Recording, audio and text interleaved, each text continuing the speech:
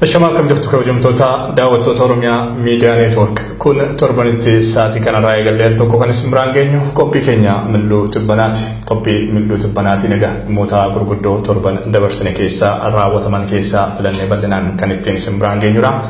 Qophii keenyarraa isin biraan ga'uun kan isin faana turanii kun ingidaa akkasumas Jibriil Muusaa gama ogummaa kaameraatiin immoo Abdii Jamaaltu nu waliin tura. Isinis hanga xumura sagantaa keenyaatti turtiin keessan nu faana haa ta'u jenna.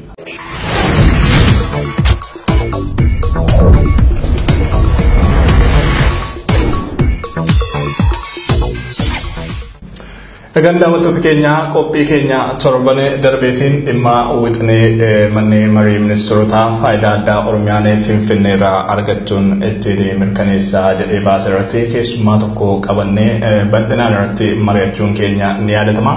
Dhimmi kun torban kanas ajandaa miidiyaalee fi qaamolee garaagaraa ture jechuun ni danda'ama. Egaa kallattii garaagaraadhaan wixinee kanaan wal qabatee miirri adda addaa calaqqisaa jira. Irra jireessaan mormiidha kan dhaga'amaa jiru. Mee Jibriil ati maal taajjabde torban kana keessaa keessumaa dhimma kanaan wal qabatee duubdeebiin hawaasaa akkasumas qaamolee garaagaraa maal ture jechuu dandeenya gabaabumatti? Egaan President Lammaa Magarsaa yeroo dhiyoo kanatti wixineen kun baafamee kan hojiirra ooluu danda'u yoo uummanni irratti mari'atame qofaadha kan jedhani. Wixineen kun immoo baafamee uummanni irratti mari'atame kun waan seenaa Itoophiyaa sana keessatti hin beekamnedha. Kana dura wixineen baafamee manni marii ministeerota mirkaneessee gara mana marii bakka bu'oota uummataatti dabarsee ergas booda uummanni irratti mari'atee mirkanaa'e hin jiru. Waan dhageenyes miti. Seenaa keessatti yeroo jalqabaaf waan ta'uuf deemamudha. Wanti kun immoo uummata warra wixinee kana baasee uummanni akka fudhatuuf dhiibbaan irratti gochuuf yoo ta'e malee wixineen kun labsiisaan haala isaan uummataaf ibsuuf yaalan keessatti walga'iiwwan isaan taasisan keessatti guutumaan guututti yoo kan laaltu ta'e wixineen kun uummata Oromiyaatiif yookaan uummata Oromootiif carraa addaa akka ta'e yookaan uummata Oromoo kana faayidaa guddaa akka qabuuf itti kan ibsamaa jiru. Kanaaf mootummaan wixineen baafame kun uummataaf faayidaa guddaadha jecha uummanni wixinee kana mormu immoo akkamitti ilaaluu qaba irratti mari'attaniitu wixineen kun kan mirkanaa'uu danda'u jechuun waan seenaa keessatti hin jirredha. Walumaa galatti waan isaan warri wixinee baasan irratti waliigalan qofa malee guutumaan guututti uummanni waan fedhii irraa qabu natti fakkaatu akkasillee ta'ammoo mul'achaa jiru. Tolega dhimmi kun ammas wal falmisiisaa ta'ee akkuma itti uffattee jira fuulduraaf sigaa dhimma kana irratti mariin hawaasaas ni gaggeeffamaa jedhameera. Raggaamoo ragga'u maaltu fooyya'aa maaltu immoo itti dabalamaa yookaanis wanti keessaa irratti maaltu jira waan jedhu bal'inaanis fuulduraaf kan waliin ilaallu ta'a. Amma garuu kallattiinumaan gara dhimmoota bal'inaan ilaaluuf qabannee dhiyaannetti yoo ceene gaarii natti fakkaata. Hayyee egaa akkuma beekamu mootummaan Saawud Arabiyaa lammiilee seeraan ala biyyattii keessa jiraataa jiran yookaanis immoo hayyama jireenyaa hin qabne biyyattii gadi lakkisanii akka ba'aniif labsii daangessu yookaan labsii dhimma kana hojiirra oolchuuf dandeessisu kan baatii sadiif turu baasee ture. Kanaan wal qabatees lammiileen biyyattii keessa jiraatan hedduun gara biyyaatti deebi'u jedhamee eegamaa ture. Gara labsi hojiirra oolmaan labsi kana maal fakkaata kan jedhutti ce'u keenyaan dura maal fakkaata haalli hawaasa keenya lammiilee keenya biyyattii keessa jiranii baay'inni isaanii maal fakkaata waan jettu gabaabaatti haa ilaallu. Biyya Saawud Arabiyaa keessa lammiilee Itoophiyaa 700 fi 50 ta'antu jira jedhu ragaaleen akkasumas miidiyaaleen garaagaraarraa ragaanee arganne. Lammiilee 700 fi 50 ta'an biyyattii keessa jiraatan keessaa immoo 400 kan ta'an hayyama jireenyaa kan hin qabnedha. Namoota hayyama jireenyaa hin qabnedha. Namoota hayyama jireenyaa hin qabne biyyattii keessa jiraatan kana keessaa immoo 200 kan ta'an Oromiyaarraa garasitti kan imalan ta'uudha kan himamu. Kallattiin isaan ittiin gara biyyattiitti imalanis kallattii godaansaa seeraan alaa akkasumas hajjii fi umraadhaaf deemanii achitti hafanii wanti jedhu jira. Baatii sadan darbanitti biyyattii gadi lakkisanii akka ba'aniif namoota barbaadaman kana keessa jechuunis namoota hayyama jireenyaa biyyattii keessa jiraachuu hin qabne 200 ta'an kana keessa kan gara Oromiyaatti deebi'anii nama 10,000 hin caalan. Kanaafis immoo saboonni garaagaraa eeramaa jiru. Mee kana wal qabatee wanti qabatte maaltu jira? Egaan asirratti wanti ilaaluu dandeenyu maalidha? Yeroo hedduu ji'oota sadan darbaniif karaa mootummaatiinis karaa mootummaa Itoophiyaatiinis karaa mootummaa Saawudiitiinis lammiileen biyya sana keessa jiraatan kan biyya kamiyyuu kan seera hin qabne hundi isaanii biyya sana gadhiisanii ba'uu akka qaban yeroo adda addaatti beeksifni adda addaas wantoonni adda addaa taasifamanii jiru. Haala qabatamaa amma jiruun garuu lammiileen biyya sana keessa karaa seera qabuunis haa ta'u karaa adda addaatiin biyya sana keessa erga galanii booda akka biyya sana keessaa ba'aniif barbaadaman biyya sana keessaa ba'aa hin jiran hanga barbaadame jechuudha. Kun immoo keessatti Itoophiyaadhaaf waan dhiibbaa hamaa yookaan immoo waan dhiibbaa cimaa qabudha. Kana yoo ilaalte lammiileen Itoophiyaa yeroo ammaa kana guutumaan guututti biyya sana keessaa ba'anii deemuudhaaf fedhii hin qaban jechuun sadarkaa irra ga'uun yaaduun danda'amutti irra jira yeroo ammaa kanatti. Lammiileen Itoophiyaa biyya sana keessa jiran kan kallattii adda addaatiin gara biyya sanaatti seenan kan ayyama baafatanii gara biyya sanaatti seenanii ayyamni isaanii expire ta'e jiraachuu danda'u. Akkasumas immoo kan karaa seera alaa karaa bishaanii dhiibbaa adda addaatiin karaa kana keessa qaxxaamuranii gara biyya sanaatti ga'anis biyya sana keessa akka ba'an barbaadama. Lammiileen kun yeroo ammaa kanatti biyya sana keessaa ba'anii gara Itoophiyaatti deebi'uurra gara biyya yeroo ammaa jeequmsa hamaa yookaan immoo rakkoo cimaa qabdu gara Yemenitti godaanuu irra filatu. Yeroo ammas wanti baay'ee si gaddisiisuu fi wanti ta'aa jiru odeeffannooleen biyya sanarraa ba'an akka mul'isanitti lammiileen Itoophiyaa biyya Saawud Arabiyaa keessa jiraatan gara Itoophiyaatti deemuurra gara biyya isaaniitti deebi'anii galuurra guutumaan guututti yookaan biyya sana keessa turanii waan dhufuu danda'u simachuun yookaan immoo gara biyya kana caala jeequmsa hamaa qabdu gara Yemenitti deemuudhaaf kan qophiirra jiran waan ta'eef waan baay'ee nama gaddisiisudha naannoo sanatti kan deemaa jiru. Egaa kanumaan wal qabatee miidiyaaleen akka qabatanii dhiyaatanitti lammiileen kunniin gara biyyaatti deebi'uuf fedhii dhabuun yookaan hayyamamoo ta'uu dhabuun akka sababa ijootti kan inni eeramu. Inni lammaffaa adeemsumtichiin biyyattii gadhiisanii ba'uuf jirullee adeemsa wal xaxaa darbees gaman baasee Itoophiyaa biyya sana jiruutiinis hanqinni guddaan jiraachuu hojimaanni isaanii harkifataa ta'uunis akka sababootaatti wayitaa eeramutu mul'ata.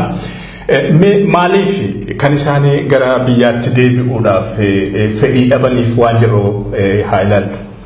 Lammiileen Itoophiyaa kana dura kun waan har'a ta'e qofa miti. Bara 2013 lammiileen Itoophiyaa Saawud Arabiyaa keessa jiraachaa turan Saawud Arabiyaan biyya ishii keessaa ba'anii akka gara biyyaatti galaniif dhiibbaan taasifamee lammiileen Itoophiyaa gara biyyaatti galanii jiru. Adeemsa yeroo sana taasifame keessatti yookaan waan yeroo sana ta'e keessatti lammiileen Itoophiyaa erga Itoophiyaatti galanis dhiibbaan hamaan irra ga'eera kan deebi'anii karaa baay'ee ulfaataa ta'een karaa hammeenya qabuun deebi'anii gara Saawudiitti duuba deebi'an jiru yookaan immoo kan dararaa cimaa fi dararaa ulfaataa ta'e keessa qaxxaamuruudhaan gara biyyoota biraattis qaxxaamuran jiru. Walumaa galatti Itoophiyaa keessatti turuudhaaf haala hin danda'amne political arrestiin jira akkasumas beelli adda addaa kan biyya sana keessa jiru jira carraan xiqqoon carraan ittiin hojjetanii biyya sana keessatti of danda'uuf ittiin qaban guutumatti dhabamuunsaa akkasumas immoo mootummaan Itoophiyaa haala amma irra jiru kana keessatti baqattoota seera alaa biyya sana jiraniif haala mijeessuu dhabuunsaa koreewwan isaa gara biyya sanaatti ergee haala kana qindeessuu dhabuun lammiileen kunniin fedhiin isaan gara biyya isaaniitti galuuf qaban baay'ee akka taasifamee jira. Amma iyyuu sodaa yoo biyyatti galle persecute ta'ana kana caala miidhamuu dandeenya sodaan adda addaa nurraan ga'uu danda'a. Kana dura immoo kan dhiyeessanii gara biyya kana keessaa ba'anis biyya kana keessa jiru hedduun isaanii jechuudha. Namni Itoophiyaa keessaa ba'anii baqatanii naannoo sana jiraatan hedduun isaanii dhimma dinagdeetiif qofa miti kan biyya sana keessaa baqatan kan dhimma siyaasaatiinis wal qabatanii ba'an jiru. Kun sodaa gara yoo biyyattis deebine dhiibbaan kun nurra ga'a. Deebisnee immoo rakkoo kanarra hammaataa ta'e keessa ga'uu dandeenya waan ta'eef biyyuma kana keessatti duun wayyadanii haala irra jirantu jira waan ta'eef kunillee sodaa isaanii cimsa jedheen yaada. Hayyee kanuma wal qabatee gama miidiyaalee mootummaa Itoophiyaatiin wanti deebiin dhaga'amaa jiru jira.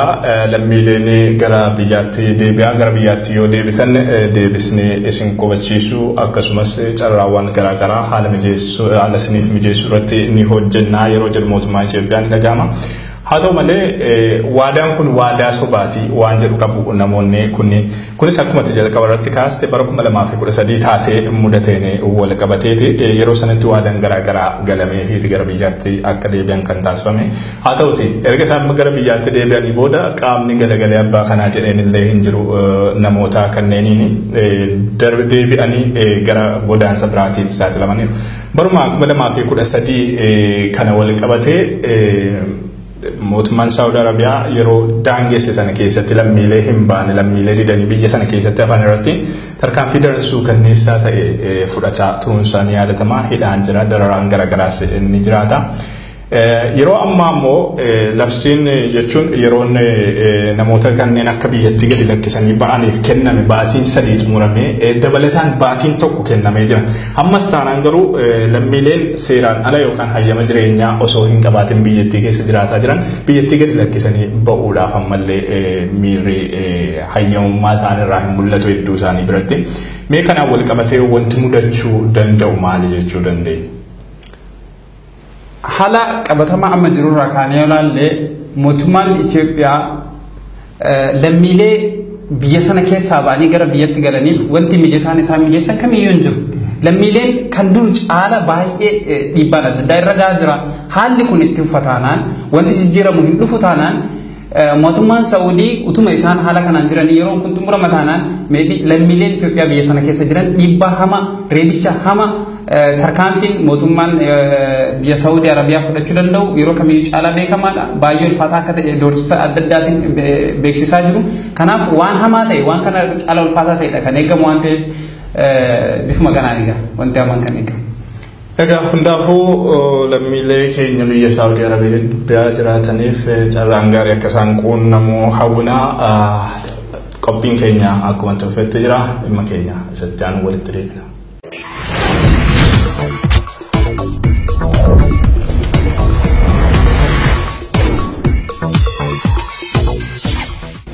Egaa dhimmi keenya inni lammataa immoo koorporeeshinii hojiiwwan sibiilaa fi injiinaringii Itoophiyaa irratti kan inni fuulleffatu koorporeeshiniin kun egaa bara 2010 hundaa'uun isaa ni yaadatama yeroo ammaas pirojektoota gurguddoo biyyatti hedduu ijaarsa isaanii jechuudha of harkatti qabatee kan jirudha koorporeeshiniin kuni.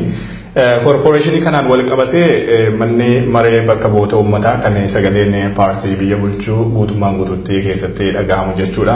Koree tokkotu jira mana maree kana keessa. Koree dhimma dhaabbilee misoomaa mootummaa qoratu jechuudha. Koreen kun koorporeeshinii kanarratti tibbana qeeqa jabaadha kan inni kaase barruun riippoortar kan biyya keessatti maxxanfamu akka ibsatti jechuudha. Kallattii gara kamiinidha qeeqni kun kan irratti kayyoo arteettatee barruu kana? Barruun kun akka bal'inaan ibsutti meeteek erga gaafa hundeeffame irraa kaasee meegaa pirojektiiwwan biyya sana keessatti adeemsifaman hedduu isaanii harkaa qabaatu iyyuu immoo meegaa pirojektiiwwan kanneen galmaan geessisuu irratti yeroo barbaadame keessatti xumuree tajaajilaaf oolchuu irratti akkasumas immoo kanneen xumure jedhee yeroo itti xumura jedhee keessatti xumure uummataaf dhiyeessuu irratti dabalata immoo kan xumure jedhee uummataaf dhiyeessee jira isaan sunniin hanga silatti iyyuu kan hin xumuramin ta'uun isaanii meetee kallattii adda addaatiin biyyattii keessatti yeroo dorgomee pirojektoota biyyattii mootummaan biyyattii ijaarsisu kontiraakta isaanii fudhatu pirojektiiwwan kanneen bifa ifaa hin taaneen kan mo'atu caalbaasii bifa ifaa hin taaneen geggeeffamuun dhoksaatti utuu eenyumtuun beekin pirojektiiwwan biroo kan biyyattii keessatti ijaarsa adda addaati irratti hirmaatan bifa hin beekneen fudhata waan ta'eef kallattii adda addaatiin yeroo ammaan kana dhiibbaa cimaa keessa jira geggeessitoonni isaas dandeettii hooggantummaa pirojektii kanaa hin qaban jechuudhaan qeeqna adda addaa irratti kan dhiyeeffamaa jiru bifa adda addaatiin yeroo dhiibbaa keessa jiranidha. Kan maal wal qabatee miidiyaaleen akka kaasaa turanitti dhaabbanni kun inuma dorgommii maleeti kan pirojektoota misoomaa birriin bajanni biiliyoonaan lakkaa'amu irratti ramadameef kana kan inni fudhatu. Darbee immoo koorporeeshinicha keessatti olaantummaan saba tokko bal'inaan kan mul'atu ta'us yeroo isaanitti kaasantu jira. Kanumaan wal qabatee waan qopheeffannee qabna daawwannee walitti adeemna. Adda bilisa baasaa uummata Tigraay TPLF aangoo bulchiinsa Empire Itoophiyaa erga harkatti galfatees tarkaanfiiwwan dinagdee biyyattii olaantummaan to'achuu isa dandeessisan fudhataa tureera fudhataas jira. Tarkaanfiiwwan ijoo aangawoota dhaabichaan fudhataman keessaas indaastiriiwwanii fi warshaalee qabeenya hawaasa biyyattii ta'an gaaddisa tokko jalatti walitti qabuun abbummaan to'achuun tooftaasa tokko ture. Bu'uuruma kanaan dhaabbileen garaagaraa yeroo gabaabaatti dinagdee biyyattii to'atan kanneen akka Effort hundaa'anii hojiitti erga galanii bubbulaniiru. Korporeeshiniin hojiiwwan sibiilaa fi injiinaringii Itoophiyaa humna waraanaa biyyattii jalatti bulus qaamuma karoora kanaa ta'uusaaf agarsiiftuu hedduutu jira. Dhaabbanni caasaasaa gadii hanga olitti olaantummaa saba tokkoo fi qondaaltota TPLF'n weerarame kun bara 2010 hundaa'e. Dhaabbatichi indaastiriiwwan gurguddoo biyyattii 15 fi warshaalee 100 ta'anis of jalatti hammateera. Indaastiriiwwanii fi warshaalee korporeeshinii hojiiwwan sibiilaa fi injiinaringii Itoophiyaa jalatti hammataman keessaa immoo Hibrat Manufacturing and Machine Building Industry, Homacho Ammunition Engineering Complex, Gaafat Armament Engineering Complex, Bishoftu Automotive Engineering Industry, High Tech Industry, Metal and Fabrication Industry, Adama Garment Industry, Ethiopian Plastic SC, Adama Tractor Assembly fi Dejen Aviation Engineering Industry fa akka fakkeenyaatti eeruun ni danda'ama. Korporeeshiniin hojiiwwan sibiilaa fi injiinaringii Itoophiyaa Meetek hundaa'ee yeroo gabaabaa keessatti dhaabbilee biyyattii keessatti argaman keessaa gosa isaatiin isa guddicha ta'uufis danda'eera. Kaayyoo maddoota dinagdee biyyattii to'achuu qondaaltota TPLF'n wixiname hojiitti hiikuufis yeroo itti hin fudhanne. Yeroo ammaa ijaarsa hidha laga Abbayyaarraa eegalee hanga warshaalee shukkaaraa fi xaa'ootti ijaarsa pirojektoota gurguddoo biyyattii kan of harkaa qabus dhaabbatuma kanadha. Korporeeshinichi ijaarsa pirojektoota gurguddoo qabeenya hawaasaa biiliyoonaan lakkaa'aman itti dhangala'e kanneen kan fudhatu ammoo dorgomaa malee caalbaasiifaa fi seera qabeessaa hin taaneeni. Adeemsi kun korporeeshiniin hojiiwwan sibiilaa fi injiinaringii hundaa'ee yeroo gabaabaa keessatti qabeenya biiliyoonaan lakkaa'amu akka kuufatuuf dandeessiseera. Dhaabbilee biroo hojii wal fakkaatu irratti hirmaatan garuu gabaan ala gochuun humna dhabsiiseera. Korporeeshinichi hammam hojii ijaarsa pirojektoota biyyattii hedduu harkatti galfatus pirojektoota fudhate bifa qulqullina qabuu fi sadarkaa isaanii eeggataniin yeroon raawwachuu irratti hanqina guddaa qaba. Qisaasamni qabeenya biyyattii irratti korporeeshinii hojiiwwan sibiilaa fi injiinaringii Itoophiyaatiin dhaqqabaa jirus salphaa akka hin taane waltajjii mana maree bakka bu'oota uummataa kan sagaleen paartii biyyattii bulchuu qofti keessatti dhaga'amu irratti illee osoo nafin irra deddeebiin ka'aa tureera. Dhimmi kun tibbanas mata duree oduu miidiyaalee ture. Barruun biyya keessatti maxxanfamu riippoortar gabaasaa tibbana qabatee dhiyaateen mana maree bakka bu'oota uummataatti koreen dhaabbii dhimma dhaabbilee misoomaa mootummaa korporeeshiniin hojiiwwan sibiilaa fi injiinaringii Itoophiyaa rakkoolee hedduun laaqamee jiraachuu ifatti saaxiluun qeeqaniiru. Dhaabbatichi ijaarsa pirojektoota irratti raawwii gadaanaa mul'isuun pirojektoonni hedduun barootaaf akka harkifatan taasiseera. Rakkoon bulchiinsa kontiraataa karoorri dhaabbatichaa wal'aa ta'uunii fi bulchiinsa baajetaa fi qabiinsa faayinaansii irratti rakkoo cimaa qabaachuunis dhimmoota ifatti saaxilaman keessaati. Rakkooleen biroonis korporeeshinicha keessa jiraatudha. Miseensonni mana marichaa kan eeran. Maddi rakkoolee kanneenii irra jireessaan hanqina hooggansaati. Rakkooleen eeraman jalqabumarraa eegalee kan turanidha. Korporeeshinichi garuu tarkaanfii sirreeffamaa fudhachuuf hayyamamaa hin taane jedhu miseensonni korichaa. Dhaabbatichi hojimaataa ammayyaa simatee hojiirra oolchuufis fedhii kan hin qabne ta'uun ibsameera. Meetek pirojektoota dhaabbilee garaagaraa irraa fudhatee ijaaraa jiru. Harkifachiisuun alattis dhaabbilee abbummaan pirojektoota ijaarsifataa jiran faana walitti dhufeenya gaarii hin qabu. Walitti dhufeenya badaa dhaabbilee mootummaa biroo waliin qabu akka fooyyessuuf irra deddeebiin gaafatamullee kanaafis hayyamamaa kan hin taane ta'uudha koreen dhaabbii dhimma dhaabbilee misoomaa mootummaa kan beeksise. Raawwii pirojektoota ilaalchisuun gabaasni qaamolee pirojektii hojjechiifatanii fi korporeeshinichaan dhiyaatu kan wal dhiitudha. Ijaarsa warshaalee shukkaaraa fi xaa'oo irratti hanqinoonni jiranis korporeeshinichi madda rakkoo ta'uusaaf agarsiiftuudha jedhamaniiru.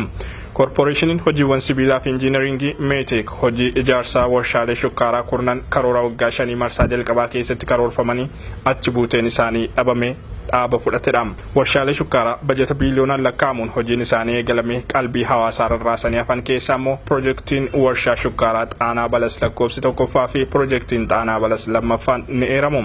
Pirojektoonni kunniin hammam ijaarsi isaanii bara 2013tti xumuramee hojii eegaluu jedhamee turus hanga yoonaatti hin xumuramne. Raawwiin isaanis wal duraa duubaan harka 77 fi harka 25 qofaarra jiru. Adeemsa kana keessatti qabeenya hawaasaa qisaasamaaf saaxilame muraasa miti. Piroojeektiin warshaa xaa'oo Yaayyoo waggootaan dura xumuramee akka hojii eegaluuf eegamaa tures hojiinsaa daran harkifataa ta'uun hanga yoonaatti harka 42 qofaarra jiraachuun ibsameera. Hanqinni qulqullinaa sadarkaa olaanaan kan irratti mul'atu ta'uu fi bakki ijaarsa piroojeektichaaf filatame rakkoo qabaachuunis dhimmoota miseensonni korichaa kaasan keessaati. Ijaarsi hanga yoonaatti raawwatamee fi bajanni olaanaan koorporeeshinichi fayyadame kan wal hin simne ta'uunis dhaabichi rakkoo cimaa qabaachuu akeekeera. Piroojeektoonni biyyattii liqa olaanaan ijaarsi isaanii eegalame kunniin rakkoo miiratti gaafatamummaa hin qabneen koorporeeshiniin hojiiwwan sibiilaa fi injiinaringii Itoophiyaa dhaqqabsiisaa jiruun qisaasama olaanaaf saaxilamaniiru. Adeemsi kun biyyattii kasaaraa cimaa keessa buusuun gara kufaasii birootti kan oofu ta'uunis ibsameera. Haa ta'u malee qaamni tarkaanfii adeemsaa seeraan alummaa koorporeeshinichaa kana dhaabsisu fudhatu hin argamne. Qisaasamni dhaabbanni isaanii qabeenya biyyattii irratti raawwataa jiru olaanaa ta'uun osoo beekamu har'as taanaan misooma biyya keenyaaf kufaa aarsaa ta'aa jiraachuu keenya qofa beeknaa jedhu daayirektarri olaanaan koorporeeshinii hojiiwwan sibiilaa fi injiinaringii Itoophiyaa Meejor Jeneraal Kinfee Daanyaw. Rakkoolee eeramaniif miirri balleessummaan kan ittiin dhaga'amne ta'us ibsaniiru jedha riippoortar. Inuma bara 2009 raawwiin hojii kan gadi bu'eef hojii nageenya tiksuu irratti waan fuulleffannee fi jechuun qaamolee koorporeeshinicha qeeqan afaan qabachiisuuf yaalaniiru Meejor Jeneraal Kinfee Daanyaw. Dhaabni aangoonsaa aangoo mana maree biyyattii ol fakkaatee mul'atu kun har'as taanaan aangawoota TPLF'n utubamaa hojii isaa hojimaata badaan laaqame itti feerama.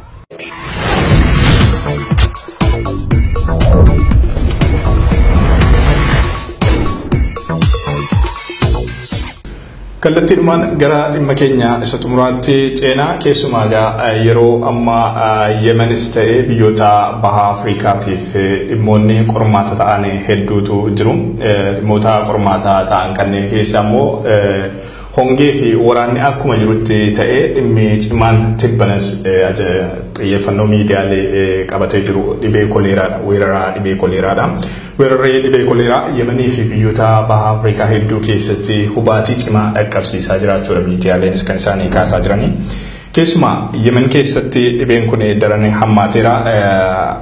Hanga ammaatti jechuun lammiilee Yemen dhibee koleeraa weerara dhibee koleeraaf saaxilaman keessaa 200,000 fi 53,000 kan ta'an dhibee kanaaf saaxilamaniiru kan jedhudha miidiyaaleen tibbana kan isaanii qabatanii dhiyaatanii.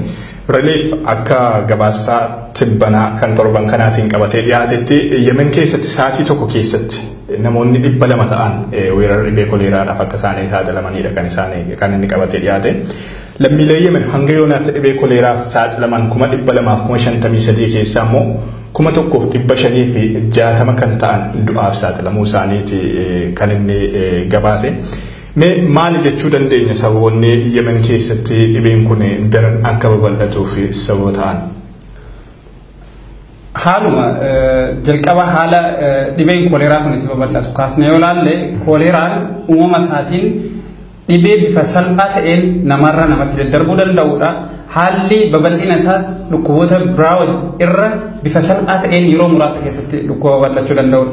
Kun koleeraan yeroo uumama isaatiin yookaan immoo haala daddarbiitii isaa kan laallu ta'e qulqullina dhabuu bifa naannoo jeequmsi adda addaatti jiru kanneen keessatti biyya hongeen hangana jiru keessatti hammaataa ta'e keessatti akkasumas naannoo waraanaa keessatti naannoo bu'uuraaleen fayyaa adda addaa akka kan fayyaan buufanni fayyaa itti eegaman hin jirre keessatti haala qabatamaa amma jiruun Yemen keessatti bu'uuraaleen fayyaa hedduun isaanii guutumaan guututti barbadaa'aniiru jechuun hin danda'ama. Kanaaf koleeraan yeroo ammaan kana guutumaan guututti Yemen keessatti dhiibbaa cimaa uumaa jira jechuun waanuma danda'amudha. Yemen qofa miti waa'een koleeraa kun Afrikaa baha keessatti, Keeniyaa keessatti, Saawus Sudaan keessatti, Somaaliyaa keessatti yeroo dheeraa irraa kaasee jeequmsa irra turan wajjin wal qabatee bifa yaaddoo guddaa irra ga'eetu kan jiru. Kanaaf koleeraan yeroo ammaan kana haala qabatamaa amma Yemen keessa jiru kanaan dhiibbaa guddaa fidaa jira jechuun danda'ama. Dhibeen kun keessumaa biyyoota gaanfa Afrikaa kanneen akka Somaaliyaa, Sudaan Kibbaa fi Keeniyaa keessattis daranii babal'atee jira. Somaaliyaa keessatti baatii 6 darbanitti yoo xiqqaate namoonni 48,000 ta'an dhibee kanaaf saaxilamuu isaanii dharaleef gabaasa isaa torbaniitiin kan inni qabatee dhiyaate.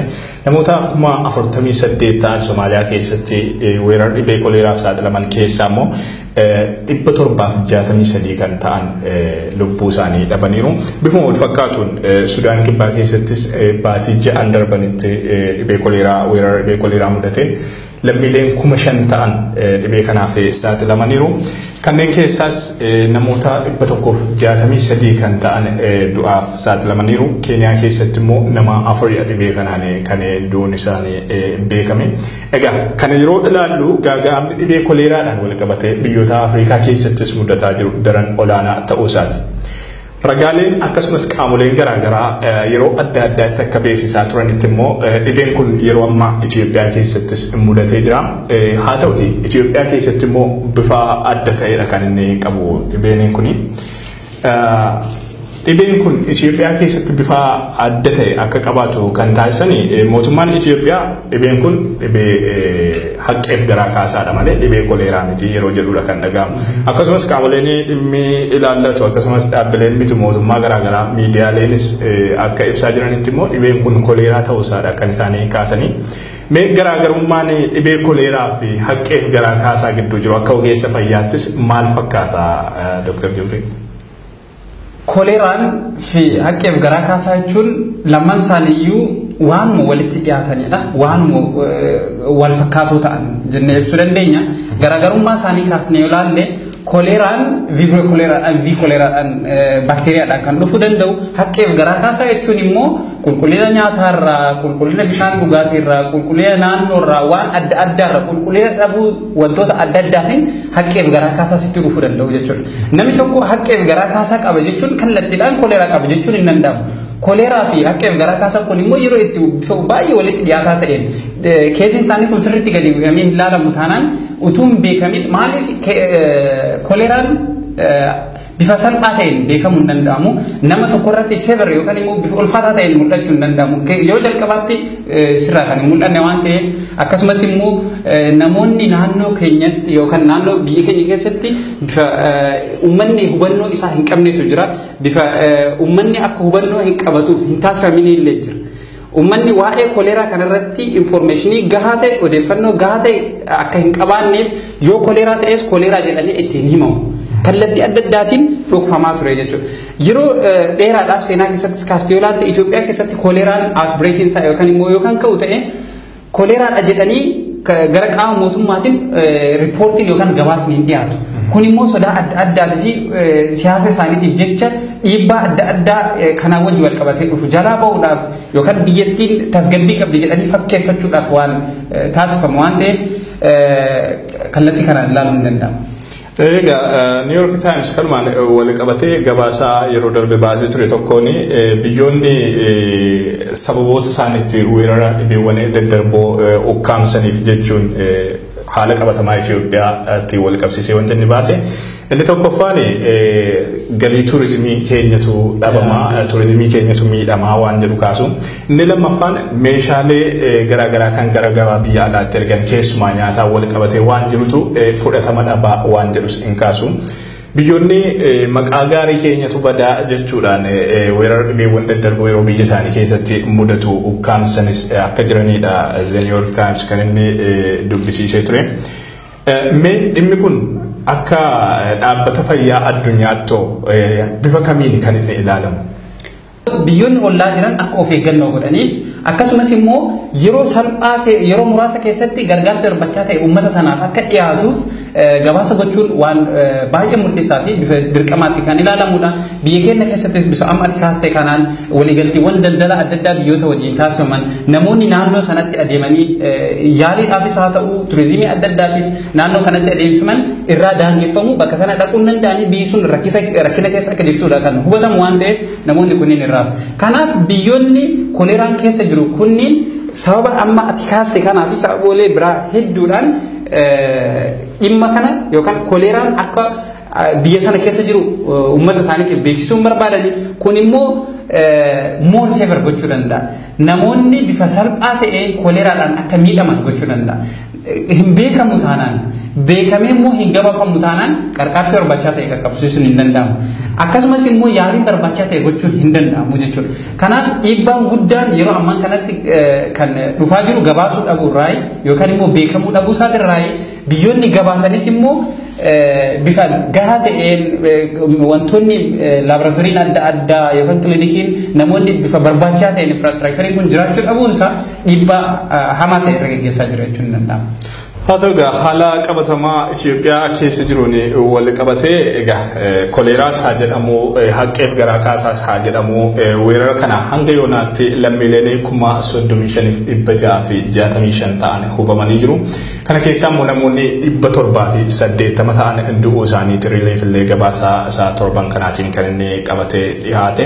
Dhibeen kun irra jireessaan gara jalqabaatti naannoo Somaalee keessatti bal'inaan kan mudatee ture yoo ta'u yeroo ammaa immoo godinaalee Oromiyaa garaa garaattis bal'atee jiraachuudha kan miidiyaaleenis kallattii garaa garaatiin gabaasaa turani. Mee ati hawaasa dhibee kanaaf saaxilamee jiruuf akka ogeessa fayyaa tokkootti maal dhaamta dhumarratti? Egaan namoonni dhibee kanaan qabaman saffisaan mallattoolee isaan mul'isan irraa ka'uudhaan saffisaan gara mana yaalaatti dhaquun dhimmi kun akka yeroo muraasa keessatti tasgabbii jala oolchuun danda'amu gochuun danda'ama. Koleeraan dhukkuba ulfaataa miti waan baay'ee nama dhibuu danda'u miti bifa salphaadhaan tasgabbeessuun ni danda'ama. Garuu ummatatti beeksisuun dirqama akkasumas immoo yaala barbaachisaa ta'e qorannoo barbaachisaa ta'e naannoo sanatti gochuun barbaachisaadha waan ta'eef naannolee wanti kun itti shakkame irratti saffisaan yaaliin barbaachisaa ta'e gaggeeffamuun dirqama jechuudha. Hayya guddaa galatamii Dr. Jibril egaa daawwattoota keenya qophii keenya mil'uuti banaa har'aatiin dhimmoota ijoo torban kana keessatti xiyyeeffannoo miidiyaalee biyya keessaa fi addunyaa argatan irratti fuulleffachuun kan isin biraan ga'aa turre kanumarratti kan goolabamu ta'a. Torban immoo dhimmoota biroo qabannee kan walitti deebinu ta'a. Hangasittuu torban gaarii.